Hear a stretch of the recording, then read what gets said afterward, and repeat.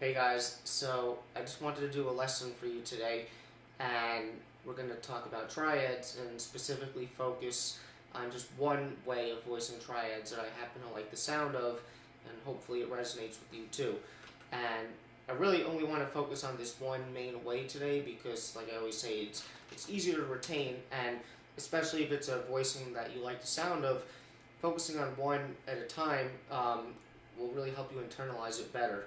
I still encourage you to learn all the different possibilities and even explore different ways. That's why in the beginning here I kind of wanted just to find maybe other possibilities or ways of voicing triads, just so if you did want to learn them, you can look at them. Okay, so I just kind of want to give you an idea of all the finite possible ways that you even could voice triads on the guitar, and a lot of this will probably be review for some of you guys, but I'm just thinking about this intuitively, okay? So we'll just keep it in C major. So for now, we'll just look at a C major triad. So first you have like the basic closed position triad, and for each way there'll be three different inversions. So, basic closed position would be 1, 3, 5, nothing is spread out. So the root would be first inversion, second inversion, second inversion. Okay, most of you guys know that, I'm sure. Okay, so then there's things you can do where, I guess technically will be a spread triad, because you're going to take the middle voice and move it down. So for root position, instead of 1, 3, 5, that'll be 1, 5, 3. Okay, and then the inversion, first inversion, and then second inversion. Okay, most of you guys probably know those too.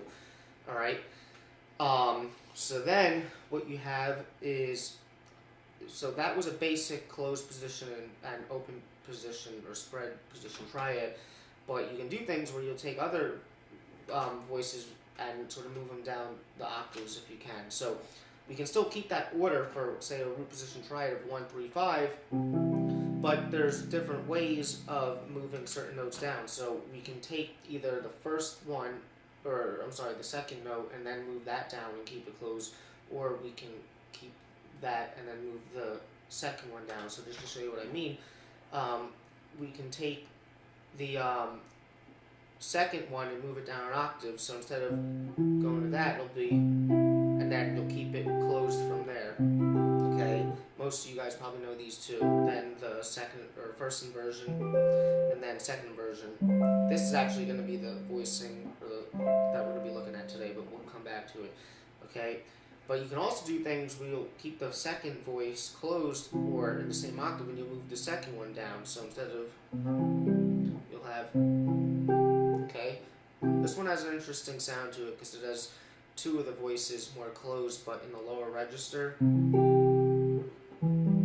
Sorry. And then, okay.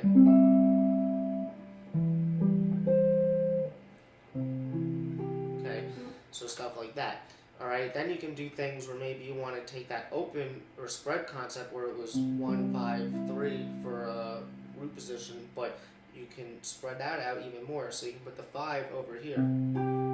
Okay, stuff like that. And then,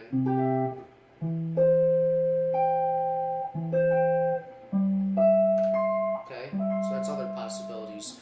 I'm trying to think if there's any more. I mean, you can do things where you have a 1, 3, 5, but you spread both of the octaves out. Now that is kind of a stretch, so that's what I'm saying. You're starting to get into the realm of things that are not physically possible to the average person on the guitar, but that's a big list that I gave you right there to start with. So, and even just the way I talked about it there, hopefully that will get your mind working in terms of different ways that you can think about potentially voicing a triad. But the way that we're going to look at today is basically going to be what you might call, honestly, I don't even know what you would actually call it, because it is sort of like closed the way the numbers are labeled, but it's spread out. So it's a second inversion triad. So basically, for C major, if we move it down here, it's basically this for the C major chord. Okay? And it has a really nice sound to it, alright? And every note in a chord counts. Just as a side note, even if you look at this basic C major chord here, this basic C major bar chord, it has one repeat, and the octave is repeated. And there's a difference though between this and taking that octave out. Okay? Every pitch in the chord affects the vibration of the other notes in the chord, and even if it's a little subtle difference, everything matters, okay? So that's why, even though, like, guitar players, we tend to learn these block style chords, but sometimes when you're playing triads with just one note per chord tone, instead of any repeats, it gives a little bit more of a sophisticated sound. But sometimes there's obviously a place for those traditional chords as well. So this chord that I like, it's got a really nice sound to it, and a lot of people don't really talk about it. A lot of times I find, and it's interesting because if you look at regular second inversion triad, like even that is the same thing, but it's more closed. Okay, it's still 5-1-3, but bringing that one note down octave, that space in the middle, and then having these two together, it really has a nice sweet sound to it, I think. Okay. And another reason why I think these second inversion triads, because you're going to see, I'm going to move these through the scales in a second. There's something about inversions when it comes to triads that I think really give a nice sound to them. And my sort of thinking on it is, even though you might think of inversions as inversions of whatever chord you might have, your ear always hears something almost as like a theoretical, like, root position chord. That's sort of my own theory on that. So, for example, even though this is obviously a second inversion C major triad, G is in the bass here. So if we analyze this as a G chord, what we would have is we would have the 4 or the 11 there, and then the 13. Okay, so it's almost like you have like a G sus4 13 chord or something like that, and that's a nice sound. It's a unique sound that you may not actually think to play. So that's why I think it kind of has that nice sound to it, because if you were to analyze it as some sort of root position chord, it would be like a sus4 13, which I guess you can say has an interesting flavor to it. Okay, so the way for we're going to use this as an example, but the way that you can really go about internalizing this way of voicing a triad so you really know it is you want to take it through different scales and different keys and different positions. So, like I said, we're going to keep everything mainly in the key of C, but, what you want to do is you want to take things up and down different scales and different keys. So for C major scale, we would have this.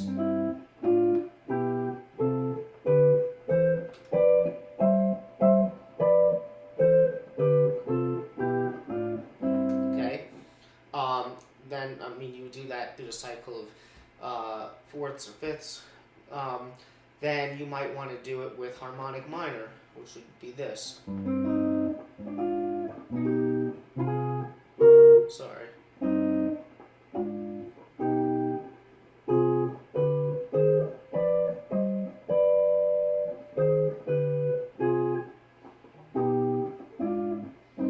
Okay, then you can do melodic minor.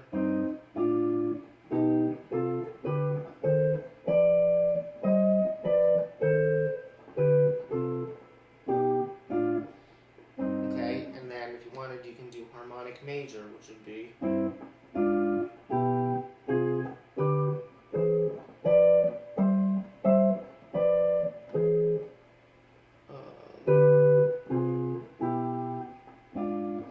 okay, and obviously, the more you practice, the more fluent you'll become with those.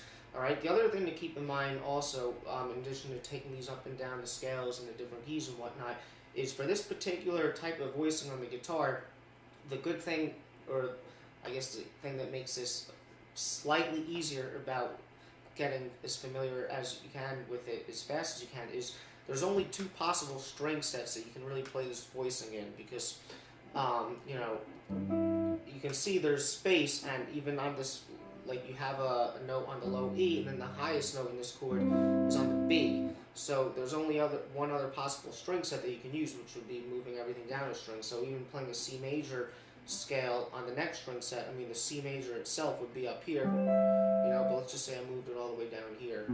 That would be starting on like a E minor triad. So if we started here, it would be like E Phrygian, but if you went up and down the scale,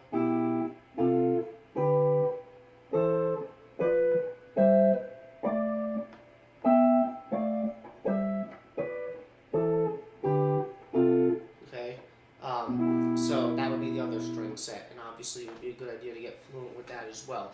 Okay, now another thing, and this is stuff that comes directly out of the George Van Epps books, you know, the way I'm practicing these scales up and down, which are great books that I've hardly even begun to dive into. But notice, like, that's the thing, how I'm playing all of these in second inversions. And that's the thing, when you really, even though, like I said before, like, this is just one inversion of this chord, obviously that would be the root, and then this would be the first, and these are both beautiful voicings. But instead of, like, kind of moving through the inversions, it's really cool when you keep, like, the inversion locked in this case the second inversion, and you move it through the scale, because the reason why it sounds nice is because everything is moving in a sequential way, because we're keeping the inversion the same. So even going from this C major triad to this D minor, everything is moving up a scale step diatonically.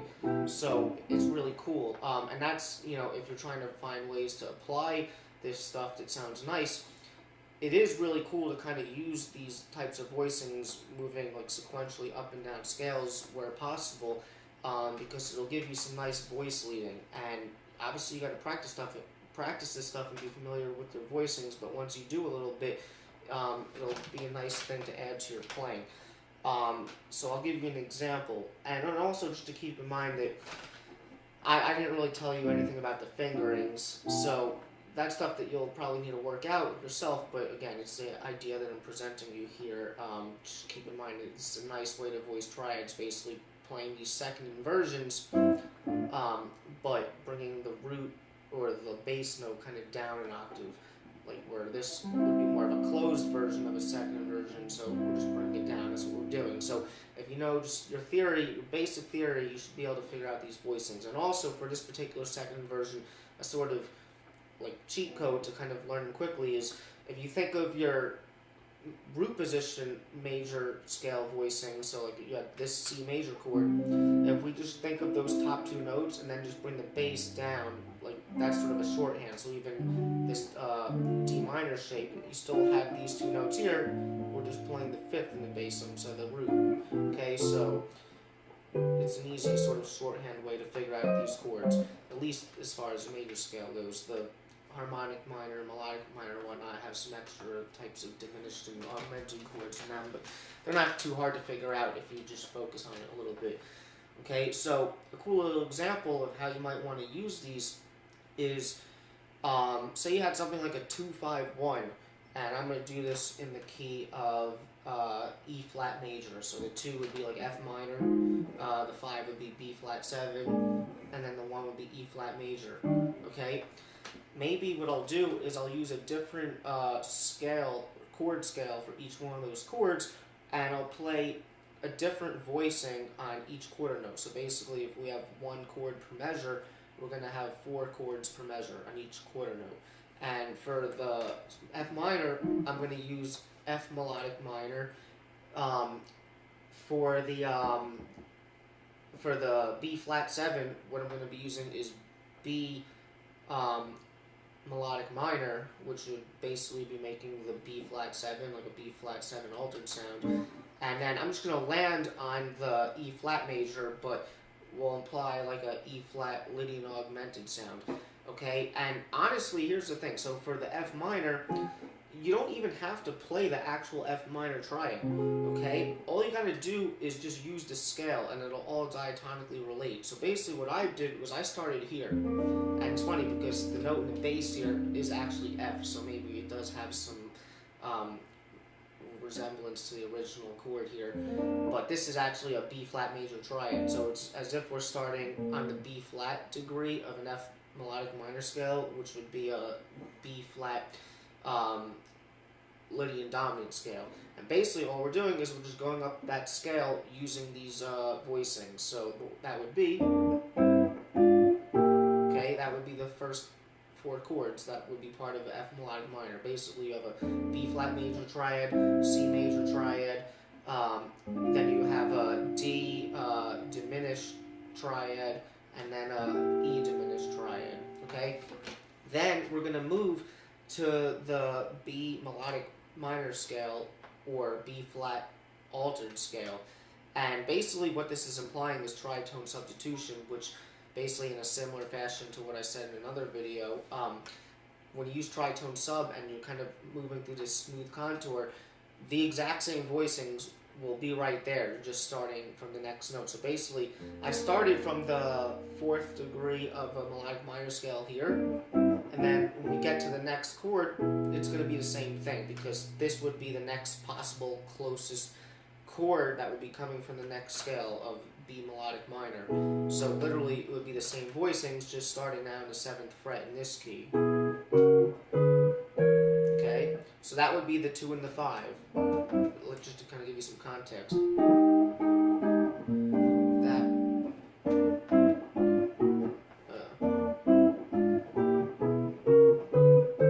Sorry. Okay, then all we gotta do is resolve it.